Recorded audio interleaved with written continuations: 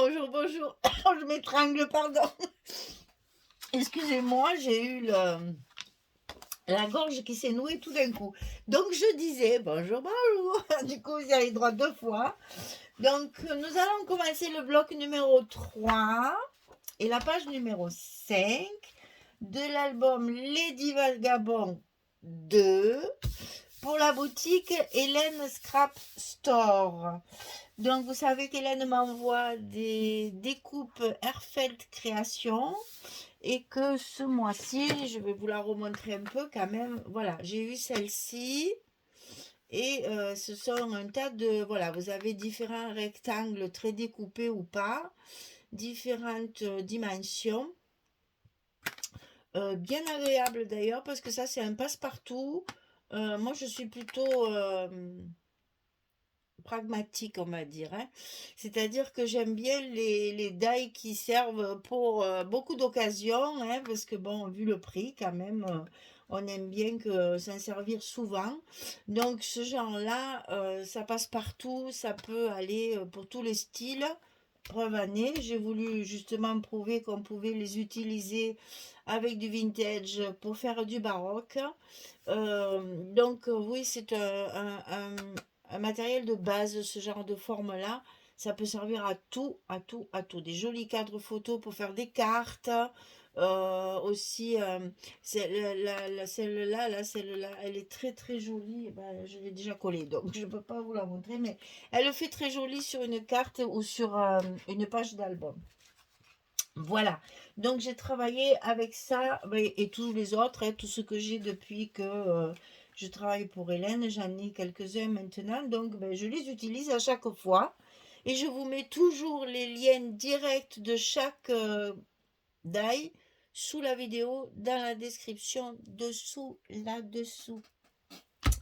Il faut ouvrir le plus, afficher plus, c'est compliqué ça maintenant, mon Dieu. On dirait qu'ils ont la flemme de mettre les textes. Alors moi, je tape un tas de trucs pour que tout le monde le lise. En fait, on voit que le titre est la moitié d'une phrase. Et à côté, il y a plus. Bah oui, à quoi ça sert que du coup, ils se décarcassent à faire de longues descriptions avec tout ce qu'il faut et personne ne les regarde. Enfin, personne ne les regarde, c'est pas ça. Disons qu'elles ne sont pas visibles. Pour aller les voir, il faut vraiment cliquer sur plus. Et après, ça s'ouvre. Et encore là, il faut aller écrire. Il faut cliquer sur afficher plus. Parce que sinon, vous n'avez pas tout le truc en entier. Alors, c'est pénible, hein, parce que ça prend du temps d'écrire tout ça. Moi, je vous fais tout le détail pour justement que ce soit plus facile à trouver. Enfin bon, passons. YouTube, hein, voilà, on s'économise même là. Alors, toujours pareil, 23 sur 23, ça ne change pas. Là, on va faire une cascade sur cette page numéro 5. Alors, cascade alignée cette fois, pas décalée. Et qui dit cascade, bien sûr, dit papier de fond. Ne mettez pas une belle image ici, c'est dommage parce qu'on ne la verra pas. Après, elle est tout entrecoupée de fentes et de photos. Donc l'idéal, c'est de mettre un papier de fond assez ordinaire. Quand je dis ordinaire, ça veut dire sans photo, sans image. Voilà, un truc qui passe partout. Je suis désolée, je fais ma petite cuisine pendant ce temps parce que moi j'écris, je fais tout au crayon. Et après, j'oublie d'effacer mes traits. Alors, on a 4 cascades, donc 4 fentes. Le début des fentes. Allô, allô, petite règle, voilà. Le début des fentes, c'est 3 cm et demi. Donc, du bord gauche au début de vos fentes, il y a 3 cm et demi. Ici, au bord. Ensuite, en haut, on a 2 cm. Je mets toujours 2 cm. Ici, il y a 2 cm. En haut pour la première fente. Donc ici, à 3 cm et demi, vous allez faire une fente de 16 cm tout le long. Ensuite, vos fentes, elles sont séparées de 2,5. Ici, il y a 2,5. Ici, il y a 2,5. Ici, il y a 2,5. Donc, 2 cm, 2,5, 2,5, 2,5, 3 cm et demi. Et la longueur de la fente, c'est 16 cm. Voilà, je vous ai tout dit. Maintenant, on va la construire, cette cascade.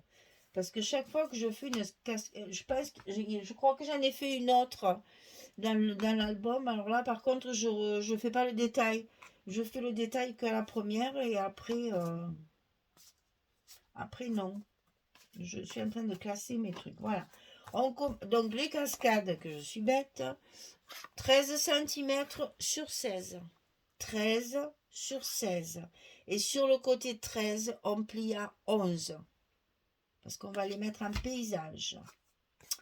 Alors, ici, on va lever ça, ça me gêne. On va toujours commencer par la dernière. Et celles qui savent, vous passez vite, hein.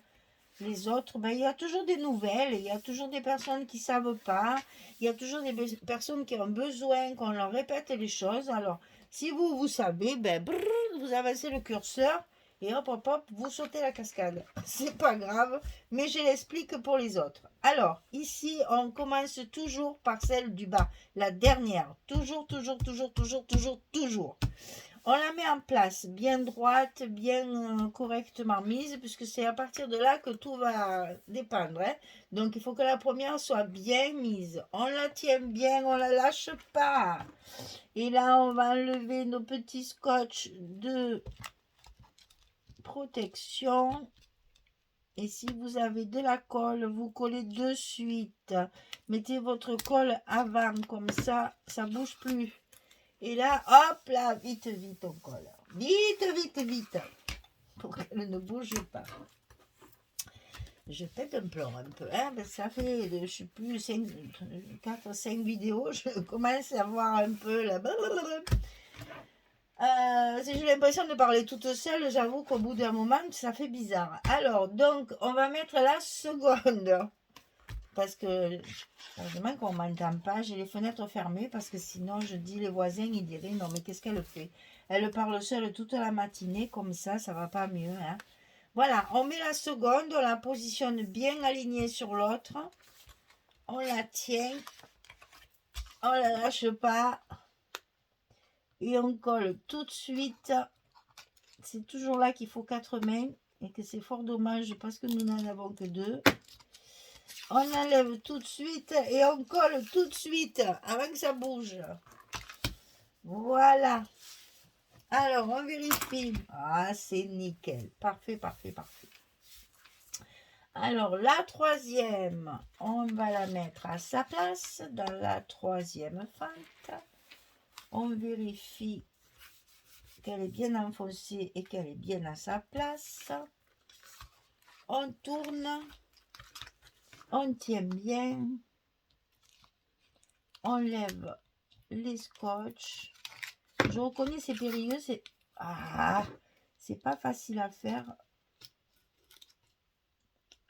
Mais si vous tenez bien votre main gauche, là, ça bouge pas. Hein. Voilà. Bon, en plus, il y en a 4. C'est donc un petit peu plus long. Il faut bien que vos papiers aussi passent derrière, là, les fentes. Il faut que chaque fois, le papier soit bien derrière. Ne laissez pas le papier devant. Normalement, il s'y met tout seul si c'est bien fait. Hein. Mais bon, attention à ça. Sinon, ça déchirerait. Et on va mettre notre dernière à sa place. Voilà. Si vos traits sont bien faits, en principe, c'est bien droit.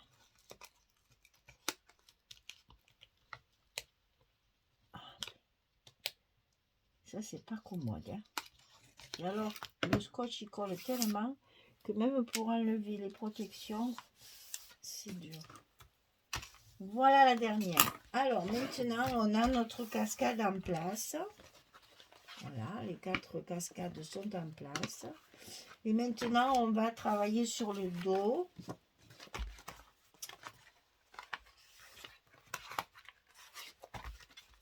Pour solidifier nos fentes. Toujours, ça aussi, si vous travaillez à la colle, mettez bien le scotch sur les fentes. Il faut consolider ces fentes-là parce que sinon, au fur et à mesure de l'utilisation de votre album, les gens vont tourner et retourner ces pages Il faut donc que ce soit très très bien collé et que ce soit consolidé. Parce que vous savez que quand les gens regardent nos albums, ils ne savent pas le travail que ça demande. Et puis ils s'imaginent que ils vont rien casser. Donc ils sont peut-être pas forcément très soigneux. Donc à nous de bien protéger notre travail. Et on n'oublie pas de mettre ici aussi un petit peu de scotch ou de colle. Parce que quand vous allez soulever la dernière ici, votre papier va se soulever s'il n'est pas bien collé.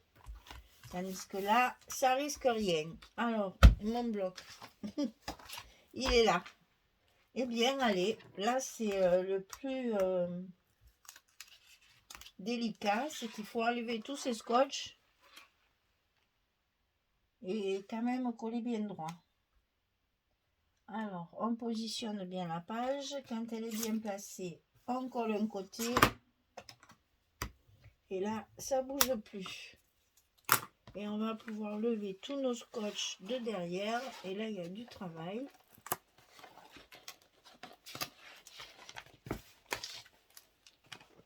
Donc, on va le faire tranquillement, tout enlever. Et attention, en collant votre page, qu'elle ne fasse pas de bulles, d'espace, etc. Allez-y doucement. Une cascade, c'est toujours un peu complexe à coller. Donc, on prend son temps.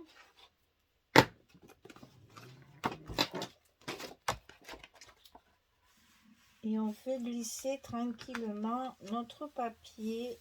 Voilà. Et c'est là qu'on va jouer de notre plioir. Il faut bien tout coller.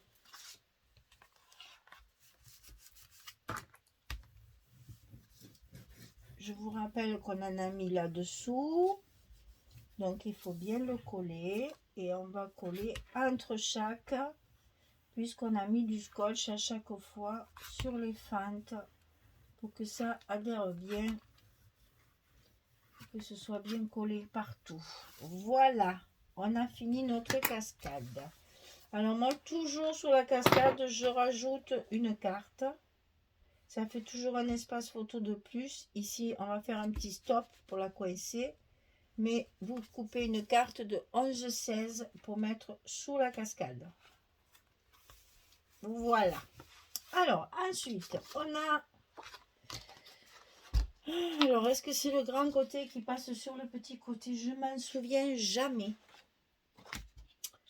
Ça, c'est le grand. Il y a un truc là-dessous. Et là, ils sont où mes papiers? Ah, ils sont cachés. Ils sont cachés. Ah oui, c'est encore pareil avec la porte. Donc, c'est par-dessus. C'est comme ça.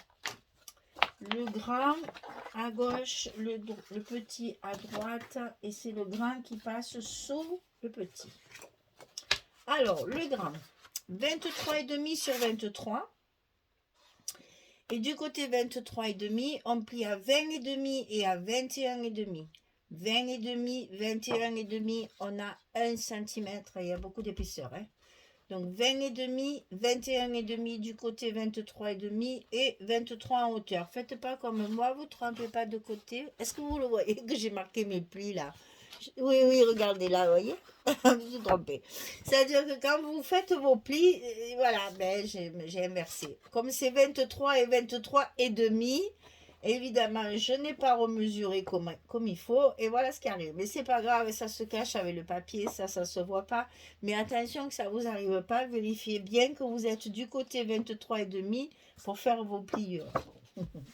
Ça, c'est encore des bêtises qu'on fait. Je pense que je la ferai encore. Hein.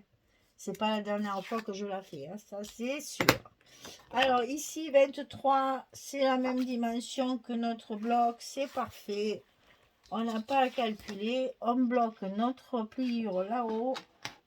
Et hop, ça se fait tout seul. J'adore quand c'est la même longueur comme ça. Voilà, là c'est fait. Maintenant on va coller le second petit rabat. Donc celui-là, 13,6 sur 23. Et c'est toujours pareil, je vous répète encore une fois, c'est parce que mon papier ici, je l'ai coupé avant de faire mon rabat. Je mesure mon papier, je rajoute 3 mm et ça me fait 10,6. Donc 13,6 sur 23 et du côté 13,6, je plie à 10,6 et à 11,1. J'ai... non, 11,6. Non, non, non, non, ça va pas. 1 cm. Oh là là. 11,6. Pourquoi j'ai mis 11,1? Je sais pas. 10,6, 11,6. 1 cm de gousset. 10,6, 11,6 sur 13,6 et 23 de hauteur. Et là, pareil. J'avais mis mes aimants, j'aurais pu calculer que c'était dessus. Je bloque en haut le long de ma première pliure. Je rentre en bas. Ah, et là, je m'aperçois que j'ai pas assez biaisé. Je vais trop vite quand je fais mes petits biais là. Du coup, il y en a certains qui sont pas assez biaisés. Si c'est pas biaisé, ça rentre pas. Hein. Voilà. Et donc ici, hop, je vais mettre mes aimants de fermeture. Donc ils sont là. Je vais mettre mes aimants de fermeture de l'autre côté.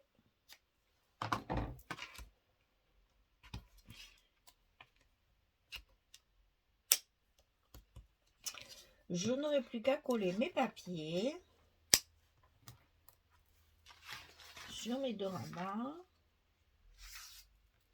Attention au gousset, hein, qu'il ne soit pas trop écrasé ou trop tendu comme celui-là. Après, c'est pas en face. Voilà. Et on les manipule tellement, c'est pas au papier. Après, ça finit par se déformer un petit peu. Voilà. Alors, ici, bon, là, c'est du papier. Hein, ça, c'est classique. Mais ici, j'ai un papier. Je vais vous expliquer. Je me suis amusée avec plein de bandes qui me restaient à refaire des bandes. Vous savez que dans le papier, il y en a plein comme ça. Et là, j'ai encore mis Strange London Guide. Voilà, ça va me faire ça. Et là, je vais mettre ce genre-là, c'est-à-dire le plus grand des rectangles que j'ai évidemment travaillé avec ma cire dorée. Et ça va me faire un emplacement photo ici. Voilà. Allez, je colle tout ça et puis je reviens vers vous pour vous montrer ce que ça donne une fois terminé. À tout de suite.